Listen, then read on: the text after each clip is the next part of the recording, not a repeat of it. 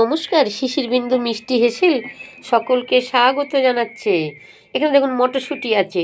এটা কিন্তু গত বছরের মটরশুঁটি। আমি ছাড়িয়ে এইভাবেই জাস্ট ডিপ ফ্রিজে রেখে দিই। আমি ঘন্টাখানেক আগে বার করে রেখেছি। দেখুন বরফটা গলে গেছে। এখানে জল বসিয়ে দিয়েছি। এটা ধুয়ে নিয়েছি। আমি এই জলটা পুরোপুরি এর মধ্যে শুকিয়ে দেবো। জাস্ট সিদ্ধ হয়ে যাক, জলটা শুকে যাক।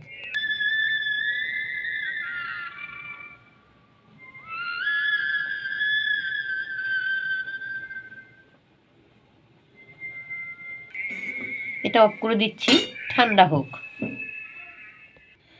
কাঁচা লঙ্কা আদা দিলাম, আর দেবো ধনে পাতা। স্বাদ অনুযায়ী নুন চিনিটাও দিয়েও বেটে নেবো। একটু হিং দিয়ে দিলাম, অল্প একটু জল দিয়ে পেস্ট করেছি।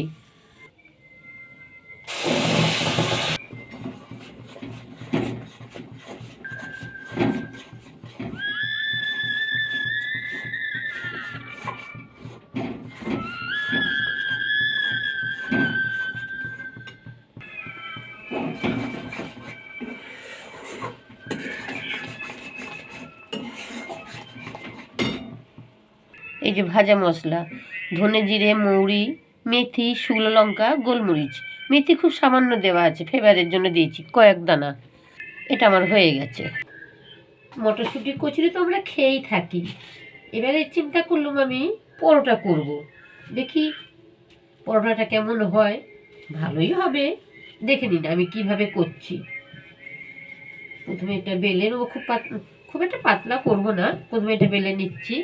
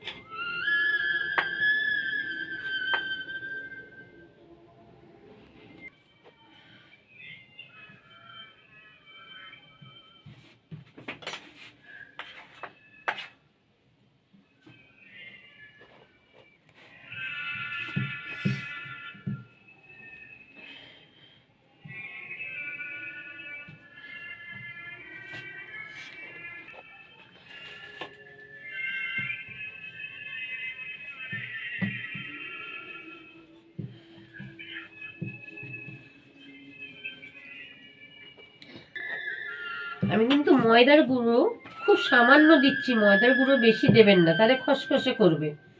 খুব সামান্য দিয়ে বেলছি, যাতে না চাকিতে জড়ায়।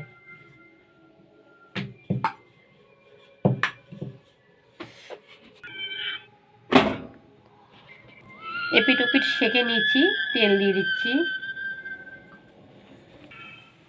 তাপটা মিডিয়াম রেখে এপিট ওপিট ভালো করে ভেজে নিলাম।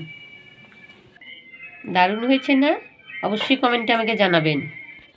সাধারণ যেরকম লুচি পরোটা ময়দা মাখা থাকে, আমি সেভাবেই মেখে রেখেছিলাম। একদম নরম, দেখেছেন? নরম তুলতুল করছে। লাইক সাবস্ক্রাইব, ধন্যবাদ।